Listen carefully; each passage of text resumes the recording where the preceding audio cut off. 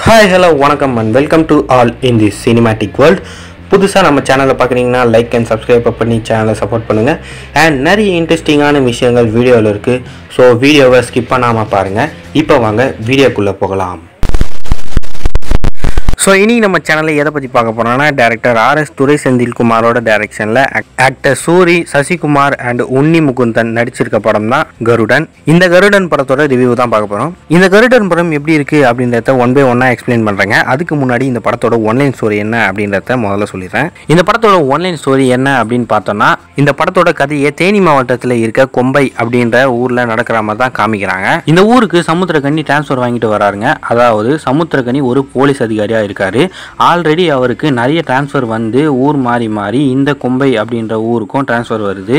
சமுத்திரக்கனி அந்த ஊருக்கு வந்த 90 நாள்லயே என்னோட வேலையை நான் ரிசைன் பண்ண போறேன் அப்படின்னு சொல்லிட்டு போலீஸ் ஆஃபீஸர்ஸ்ல இருக்க ஐயர் ஆஃபீஸர் கிட்ட போய் நான் ரிசைன் பண்ண போறேன் சார் அப்படின்னு சொல்றாரு. அதுக்கு அந்த போலீஸ்கார், நீங்க திடீர்னு ரிசைன் பண்ணக்கூடாது, ரிசைன் பண்றதுக்கான காரணத்தை கிளியரா ஒரு லெட்டர்ல எழுதி கொடுங்க, அந்த காரணம் கரெக்டான காரணமா இருந்தா நான் ரிசைன் பண்ணேன், உங்களுக்கு ஹெல்ப் பண்றேன் அப்படின்னு அந்த போலீஸ் அதிகாரி சொல்றாரு. அதுக்கப்புறம் நம்ம சமுத்திரக்கனி எதுக்காக அந்த வேலையை ரிசைன் பண்ண போறாரு, அந்த 90 நாள்ல என்ன அப்படி நடந்தது அப்படின்றது தான் இந்த படத்தோட மீதி கதை.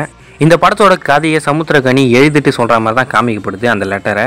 அண்ட் இந்த படத்தில் நிறைய கேரக்டர்ஸ் நடிச்சிருக்க எல்லாருமே அவங்களுக்கு கொடுத்த கேரக்டரை நல்லாவே நடிச்சிருக்காங்க. ஆனால் இந்த படத்தில் முக்கியமாக 3 கேரக்டர்ஸ் மெயினாக நடிச்சிருக்காங்க.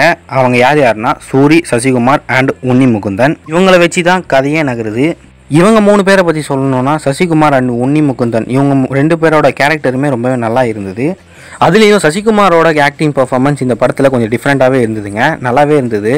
அதே மாதிரி சசிகுமார், உன்னி முகுந்தன் அண்ட் சூரி இவங்க 3 பேருமே சின்ன வயசுல இருந்து ஒன்னாவே தான் வளர்றாங்க. ஆனா சூரி உன்னி முகுந்தனுக்கு ஒரு வேலைக்காரனா தான் இருக்காரு. அதாவது உன்னி முகுந்தனுக்கு எதனா ஒரு ஆபத்துனா சூரிய தாண்டி தான் உன்னி முகுந்தனை தொட முடியும் அப்படின்ற மாதிரி தான் இந்த படத்தோட கதையில அமைக்கப்பட்டிருக்கு சூரியோட கேரக்டர். ஆக்டர் சூரியோட ஆக்டிங் பெர்ஃபார்மன்ஸ் எப்படி இருந்ததுன்னா, ரொம்பவே என்ன பிரமிக்க வச்சுன்னு தான் சொல்லுவேங்க. சொக்கா அப்படின்ற ஒரு கேரக்டர்ல நடிச்சு இருக்காரு.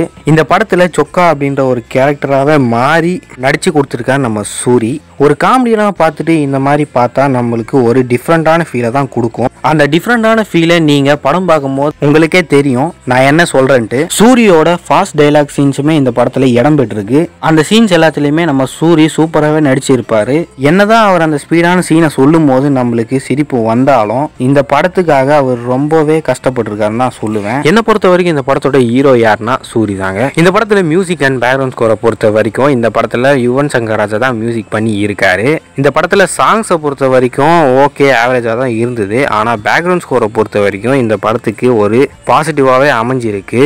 சூப்பரா பிஜிஎம்ஸை போட்டு கொடுத்துருக்காரு இந்த படத்துக்காக யுவன் சங்கர் ராஜா. அதுலேயும் இன்டர்வல் வர பேக்ரவுண்ட் ஸ்கோரும் அண்டு கிளைமேக்ஸில் வர பேக்ரவுண்ட் ஸ்கோரும் சூப்பராகவே இருந்தது. இந்த படத்தில் சொல்லியிருக்க ஸ்டோரி லைன் புதுசானு கேட்டிங்கன்னா இல்லைன்னு தான் சொல்லுவேன். ஆல்ரெடி இந்த மாதிரி டெம்ப்ளேட்டில் நிறைய படங்கள் வந்திருக்கு. இருந்தாலும் இவங்க பண்ணியிருக்கிற ஸ்க்ரீன் பிளே சூப்பராகவே இருந்தது. சினிமாட்டோகிராஃபி அண்ட் எடிட்டிங்கை பொறுத்த வரைக்கும் இந்த படத்துக்கு என்ன தேவையோ அதை நல்லாவே பண்ணியிருக்காங்க. மொத்தத்தில் இந்த கருடன் படத்தை பார்க்கலாமா வேணாமா அப்படின்னு கேட்டிங்கன்னா கண்டிப்பாக பார்க்கலாங்க. ஃபர்ஸ்ட் ஹாஃபை பொறுத்த வரைக்கும் காமெடி அண்ட் ஆக்ஷனாகவும், செகண்ட் ஹாஃபை பொறுத்த வரைக்கும் எமோஷனல் ட்ராமாவாகவும் கொண்டு போயிருக்காரு இந்த படத்தோட டைரக்டர். அதனால கண்டிப்பாக எல்லாருமே போய் இந்த படத்தை ஒன் டைம் ஸ்டேட்டஸில் செக் பண்ணி பார்க்கலாம். இந்த படம் எந்த இடத்துலையுமே லேக் ஆகாமல் ஒரு என்டர்டெய்னராக தான் அமைஞ்சிருக்கு. அண்ட் நீங்கள் இந்த கருடன் படத்தை பார்த்துட்டிங்கன்னா எப்படி இருக்குது அப்படின்றத கீழே கமெண்ட் பண்ணி விட்டுருங்க. அவ்வளோதாங்க, இதோட என்னோட வீடியோ முடிச்சுக்கிறேன். அண்ட் இதே மாதிரி நிறைய cinematic update and movie reviews வேணும்னா நம்ம சேனலை சப்ஸ்கிரைப் பண்ணி சப்போர்ட் பண்ணுங்கள். அண்ட் அந்த லைக்கையும் கொட்டி விட்டுருங்க. Thank you, bye by.